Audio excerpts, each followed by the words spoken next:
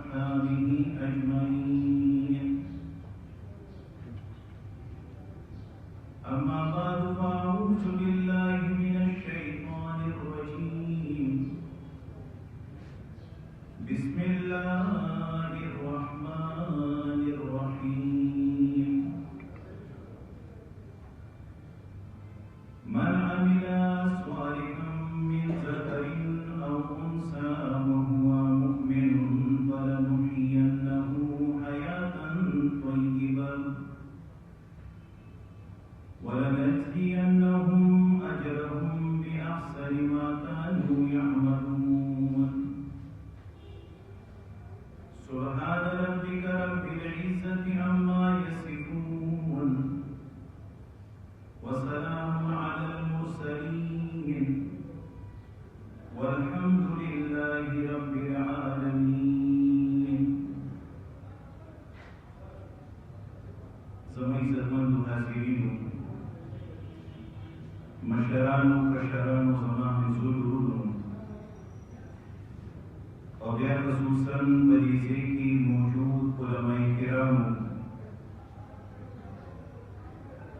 د رب العالمین بې شمېره نعمتونو بې شمېره احسانات دي په تاسو باندې. هغه نعمتونه نه شمېرلی شو او نه د هغې شکر ادا کولی شو. د ټولو لوی نعمت چې رب العالمین په تاسو باندې کړی دی، چې الله اشرف المخلوقات پیدا کړي دي، انسانان یې پیدا کړي دي. ځکه دې انسان ته الله یو عزت ورکړی دی، ولقد کرمنا بني آدم. الله وایي ما بني آدم ډېر عزتمند پیدا کړی دی، دل الله ډېر عزت او شرافت ورکړی دی. د دې نه بلکې عزت بل څه دي چې الله ملائکو ته وایي اسجدوا لآدم، چې تاسو سجده وکړئ آدم علیه السلام ته، تاسو تابعداري وکړئ د آدم علیه السلام. یو طرف ته الله بني آدم له عزت او شرافت ورکړی دی، خو بل طرف ته د ده د عزت د برقرارېدو دپاره رب العالمین دا عظیم الشان کتاب رالیږلی دی. کله چې د دې انسان تعلق دې کتاب سره وي، چې په دې کتاب باندې الله میاشتې له عزت ورکوي، شپې له عزت ورکوي، ښارونو له عزت ورکوي، کاغذ له عزت ورکوي، نو چې کله د دې انسان تعلق دې کتاب سره وي، نو رب العالمین به سپکۍ نه ذلیلتۍ به نه، بلکې دله به الله هغه عزت ورکړي چې هغه عزت به د باچیانو نه وي، د خانانو به نه وي، د ډېرو عهدهدارو به نه وي. ځکه عزتونه ټول الله سره دي. خو څوک دا غواړي چې زه عزتمند شم، نو بعضې خلکو عزت لټولی دی په لوی عهدو کې، په لوی مالونو کې. خو ګورې عزت د رب په کتاب کې دی، عزت ملاویږي د الله په کتاب سره. په دې ځای کې چې د قرآن کریم هغه درس کېږي، روزانه زموږ یو خوږ ملګری مولانا عادل صاحب چې یو طرف ته هغه خپل کاروبار هم کوي او بل طرف ته د الله د کتاب درس و تدریس هم تاسو ته کوي. خوند هم داسې کوي چې یو طرف ته د الله کتاب یو سړی بیانوي او بل طرف ته ورسره رزق حلال هم ځان له ګټي. ځکه قرآن کریم ډېر عزتمند کتاب دی. د خلکو په زړونو کې د دې یو قدر را پیدا کول پکار دي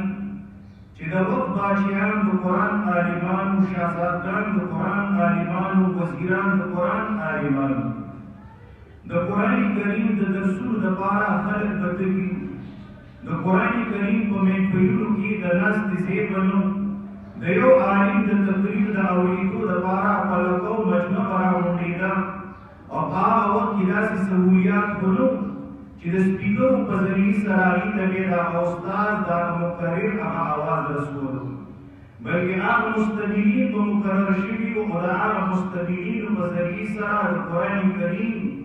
هغه پیغام د قرآن کریم هغه اواز د استاذ هغه د ټولو مجموع ته رسول. نن د خلکو په زړونو کې د قرآن شوق ختم شوی دی. قرآن صرف د برکت دپاره په دوکان کې کېنوستلی شوی دی، د کور کې کېنوستلی شوی دی، په تاقونو کې کېنوستلی شوی دی او هېچا سره د دې دپاره وخت نشته. خو ګورئ اوزګار موږ هم نه یو چې دا قرآن صرف د اوزګارو خلکو کار دی چې اوزګار خلک به دې له وخت ورکوي او اوزګار خلک به دا زده کوي او اوزګار خلک به د دې قرآن کریم خدمت کوي. لکه زما نه مخکې مولانا صاحب بیان وکړو چې قرآن کریم فرض دی او د دې د فرضیت په باره کې په ورځ د قیامت ما او تاسو نه الله به تپوس کوي.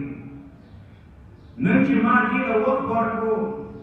د الله کتاب دا مې فرض وګڼلو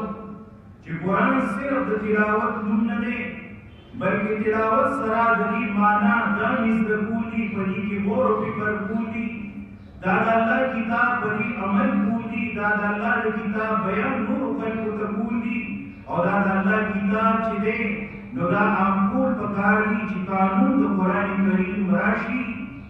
نو اطمینان به راشي، خوشحالیانې به راشي، امن به راشي، ظلم به څوک نه کوي، زیاتې به څوک نه کوي. نن د مسلمان په زړه کې د الله د کتاب علم نشته، نن مسلمان د الله په کتاب پوهه نه دی. د دې د وجې نه مسلمان ظلم هم کوي، زیاتې هم کوي، حرام هم خوري، پردی حق هم خوري. کله چې د الله کتاب په زړه کې راشي او د الله په کتاب باندې سړی پوه شي نو دی به چا سره ظلم او زیاتې نه کوي. په دې ځای کې د قرآن کریم درس کېږي او زموږ دا ملګری تاسو ته خیر در رسوي. ځکه قرآن کریم دا د خیر یو کتاب دی چې په کومو ځایونو کې بیانېږي هغه ځایونو کې خیر وي، په کومو ځایونو کې چې بیانېږي هغه ځایونو کې سکینه او اطمینان را نازلېږي. کوم خلک چې دې ته ناست دي دا ډېر بختور خلک وي نو تاسو ډېر خوش نصیب یې، تاسو ډېر بختور یې چې ستاسو وخت ساعت چې کوم دی هغه د الله په کتاب کې دي. ووایي چې کله دلته درس د قرآن وشي او تاسو د زړه نه د الله کتاب ته ناست یې او چې کله درس د قرآن ختم شي نو د خوشحالي د لاسه ستاسو دا زړونه به داسې ټوپونه وکړي. هغه کې دې استاد تاسو له څه پیسې درکړي نه وي، یا تاسو له څه تمه او لالچ درکړی نه وي چې تاسو ما سره ملګرتیا په قرآن وکړئ نو زه به تاسو له پیسې درکړم یا تاسو له به څه عهده درکړم. خو دا د قرآن کریم هغه اثر دی چې په قرآن سره الله ژوند د خوشحالۍ یو کور وګرځوي. کوم خلک چې د الله د کتاب نه لرې دي نو په ظاهره تاسو ته خوشحاله ښکاري نو که تاسو دې سره کښېنئ نو تاسو ته به خپل ځانونه ستر ښکاري. خو هغه بادشاهان دي، خو هغه خانان دي، خو هغه نوابان دي. ځکه اطمینان د الله په کتاب حاصلېږي. په مال او دولت کې امتحان اطمینان نشته بلکې دا اطمینان د رب په کتاب کې دی. زموږ دا ملګری را غواړي چې د ټولو مسلمانانو هغه ژوند د خوشحالۍ یو کور وګرځي. د دې وجې نه په دې ځای کې د قرآن کریم درسونه دي. یوازې دلته نه دي بلکې زموږ ملګري چې چېرته هم دي خو هغه په کالجونو کې دي، خو هغه په یونیورسټیانو کې دي، خو هغه په سکولونو کې دي، خو هغه سرکاري چې څونه ملازمین دي، دفترونه دي،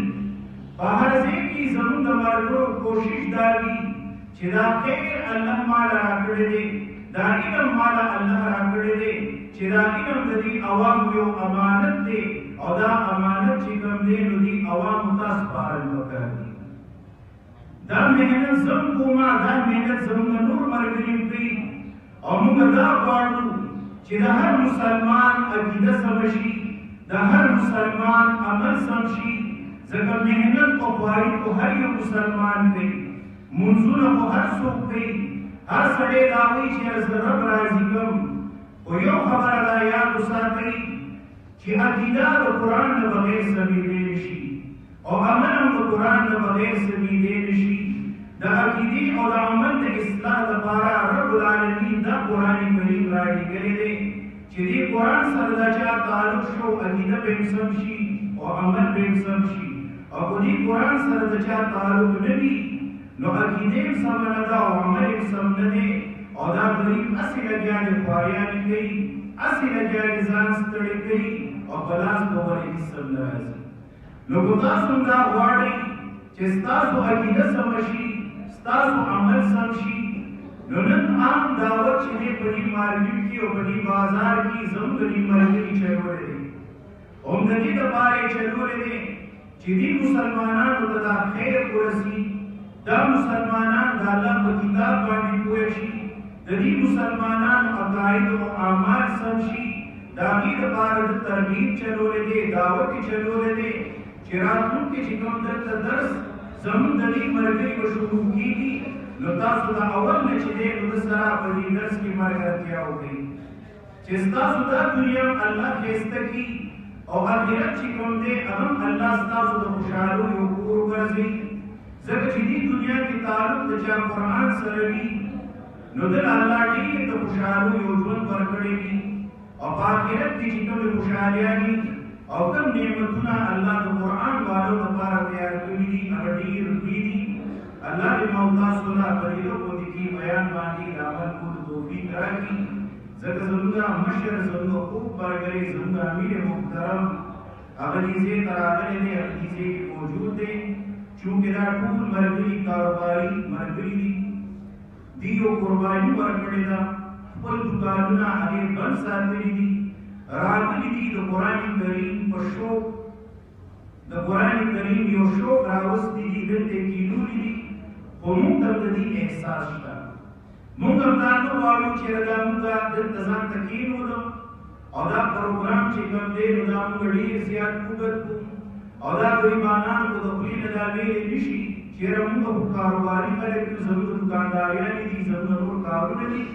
نو موږ به دا ویو چې د دې دا شوق دا برقرار پاتې شي او سبا د دې ښه په شوق سره د الله کتاب ته راروان دي او نور ملګري راولي الله دې موږ تاسو ته په دې غوندې کې بیان باندې عمل کولو توفیق راکړي واخر دعوانا